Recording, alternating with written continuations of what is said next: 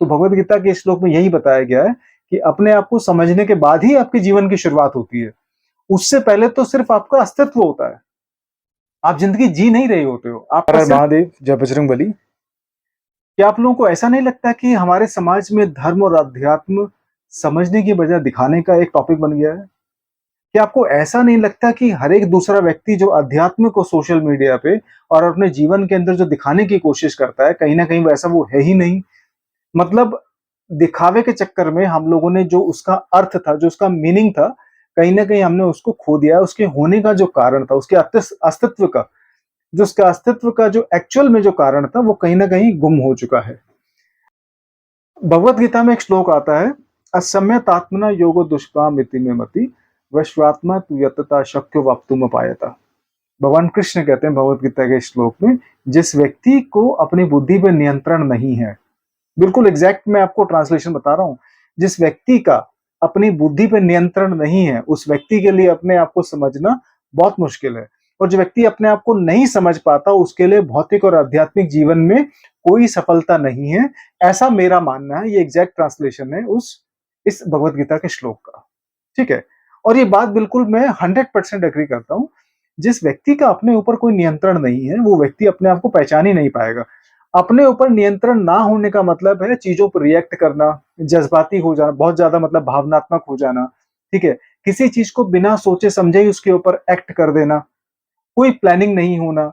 और समाज में जिस दिशा में समाज जा रहा है, उस दिशा के अंदर आप बहते चले जा रहे हो।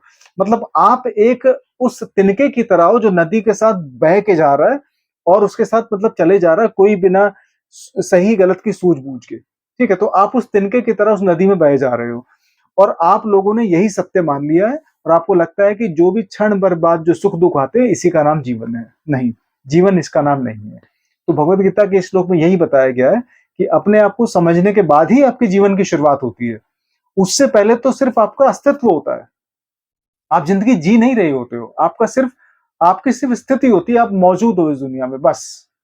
जिंदगी जीने की शुरुआत ही तभी होती है कि जब आप अपने आप को पहचान लेते हो। और जब अपने आप को पहचान लेते हो, तो आपको आपका सत्य दिखाई देने लगता है। और हमारी संस्कृति का जो दूसरा मूल जो है ना, जो मूल आधार हमारी संस्कृति का है, वो है सत्य की खोज। और यहाँ पे सत्य की खोज से मतलब यह है कि सत्य आपको साफ साफ दिखाई देने लगता है।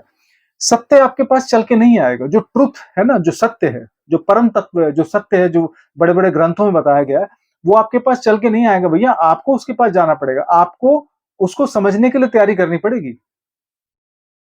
ठीक है। तो अपने आप को जब तक आप नहीं समझोगे, सत्य आपको समझ नहीं आएगा, ना ही आपको दिखाई देगा। और हमारी जो संस्कृति का जो तीसरा हिस्सा है, वो है करुणा। ठीक है। चीजों को एक्सेप्ट करना। जिन चीजों को आप नहीं बदल सकते, उनको आप एक्सेप्ट करिए। और जिन चीजों को आप बदल सकते हो, उसके लिए पूरे कन्विक्शन के साथ, पूरे दृढ़ निश्चय के साथ आप अपने आप को झोंक दो। ठीक है। फिर चाहे आप युद्ध करो, चाहे आप बहस करो, चाहे लड़ाई करो, चाहे किसी भी चीज के लिए खड़े हो जाओ। जो चीज समाज के लिए सही है, वो आपके लिए भी सही है।